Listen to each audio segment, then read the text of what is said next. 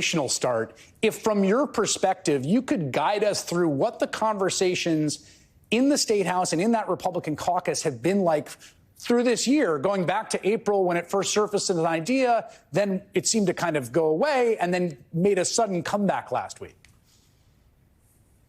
I'd like to start, with thanking all the people that have reached out to me on both sides. And 90% of them have been professional and polite, of course, passionate. And the old saying, you can't manufacture passion. It's got to come from the heart, which I understand. This is a serious issue and a serious decision. But I do appreciate all of the thousands of emails and conversations. And going back to 2016, when I decided to run for the legislature, and we're the only, one house system in the country, which I think we do that better, and most states should probably look at changing over to the one-house system. But I said the reason I want to keep the system we have and not go to winner-take-all, which was changed in 1991, was the idea that it makes Omaha relevant. That's where the 2nd Congressional District is. And it makes the dollars, of course, the economic impact, but it makes people work for our vote. Come on in and talk to us and work for our vote. And I think sometimes people say, oh, Nebraska, nice. And they think that's a sign of weakness. It's not. We work hard and we play by the rules. So come on in, work hard, play by the rules. Don't try to change them, with 42 days left to try to change the rules that have been in place since 1991. And as you've said earlier, look at the past. Look at, the idea of President Biden in 20, President Trump in 16. Work for that vote and you can win it. But you got to come in and work and you got to talk to us. It seems to me that here's my feeling about this, and I'm curious what you think, right? If you went to winner take all, say, in 2023, or you had a referendum, a statewide referendum, or even earlier this year, I would say, yeah, that's political hardball by Republicans, but it's okay, it's hardball. 43 days before the election, after Maine has already passed the window, seems like not on the up and up. What do you think?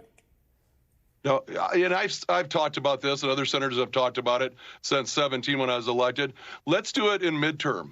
Let's do ahead and go ahead and let the people of Nebraska vote, which I would oppose my vote on this to switch to winner take all. If the people of Nebraska want to do it 2 years out and let whoever wants to run for president of the United States know the rules, right, I think that would be fair. I still think we should keep winner take all, and I think we should go around the country and, like Maine, ask the other parts of the country, look at our system. All 435 congressional districts should look at the way we're doing things, because I think you're talking about going to the people, and you're not talking about 33 senators make a decision. And I've compared it, and I know this isn't a game, and I know a football game is not very important, but the idea that all of a sudden a coach calls a timeout with 2 minutes left and says, I want to change the value of the field goal from 3 points to 4, and that's how I'm going to win. It doesn't ring true, and that's not part of Nebraska values. We want to let the people make the decision. And to President Trump and Vice President Harris, come into Omaha, come in and debate, have a debate in Omaha.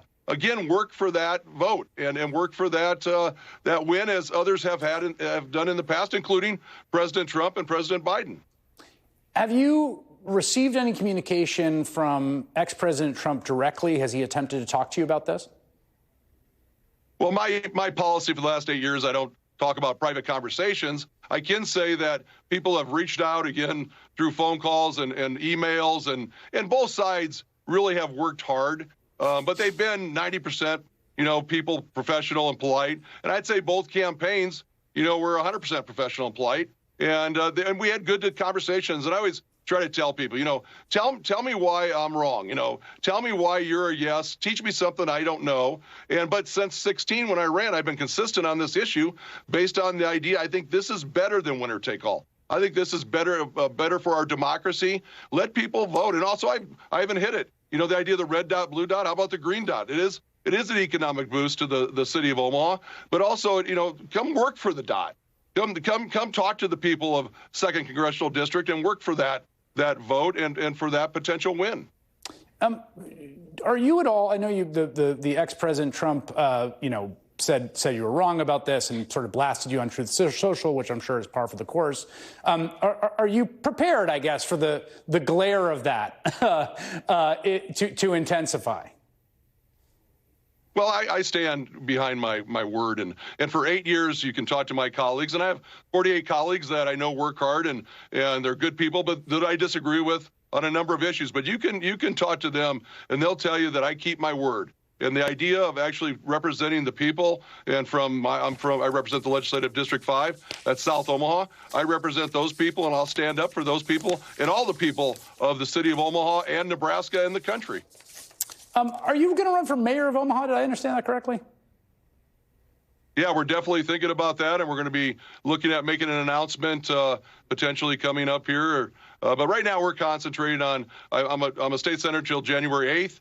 We're serving the constituents as a state senator, and I'm proud and honored to do it. And it's been a great 8 years for me and all the people that I've gotten to know. And both you agree or disagree with people, and they say if you're pleasing everyone, you're lying to someone. So of course there's going to be disagreements, but also I like what Ronald Reagan said. Ronald Reagan said, "Hey, if you agree 80% of the time, I call you a friend. I don't call you 20% an enemy." So I think that's the approach we have to have. We got to try to be passionate. Of course, work on things, but at the end of the day,